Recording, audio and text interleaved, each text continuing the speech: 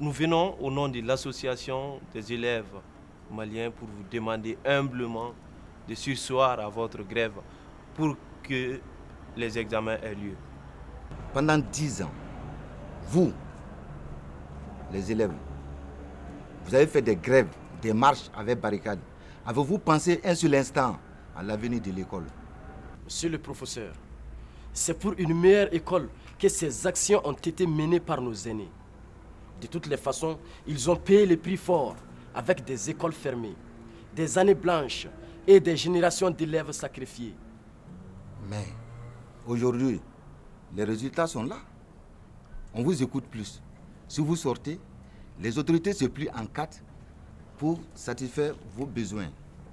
De grâce. À notre tour, laissez-nous penser à nous-mêmes si personne ne le fait. Mais là, vous prenez toute l'année scolaire en otage en refusant de faire passer les examens. Du coup, vous compromettez l'avenir de vos enfants que nous sommes. Les enfants, nous sommes sensibles à vos plaidoyers, même si nous ne le partageons pas. Restez à l'écart de ce problème. C'est un bras de fer entre les autorités et nous. Nous sommes concernés également puisqu'étant les victimes. Et nous aurons toujours notre mot à dire.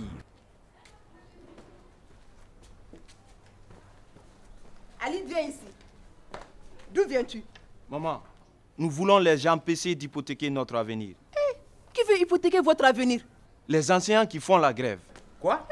Les anciens qui font quoi? La grève. Là, c'est très bien. Mais c'est normal qu'ils s'y mettent enfin aussi, les enseignants. Pourquoi, papa? Hein? Mais ils ont assisté pendant combien de temps à vos marches, à vos barricades, à vos ceci, à vos cela ici, sans pouvoir rien faire. Il est temps qu'ils se fassent entendre eux aussi, là. Papa, eux sont nos parents. Par conséquent, ils ne doivent pas avoir les mêmes comportements que nous. En plus, nous sommes leur espoir et l'avenir de ce pays. Et c'est maintenant que vous vous rendez compte que vous êtes l'espoir de ce pays. Tu entends ton enfant? L'avenir de ce pays. Ladi, il faut surveiller Ali. Sinon, il risque d'abandonner l'école au profit de la politique.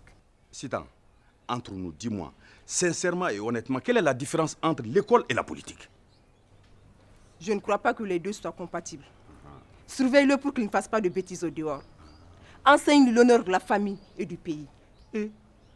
Mais Sitan, l'honneur de la famille et du pays, là, c'est la femme qui enseigne ça à l'enfant. Et nous, on est tout le temps dehors, en train de chercher l'argent pour le quotidien.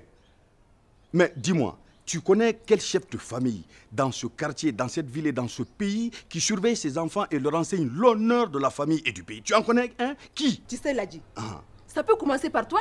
Ah bon? Eh Ah ouais, d'accord. Très bien.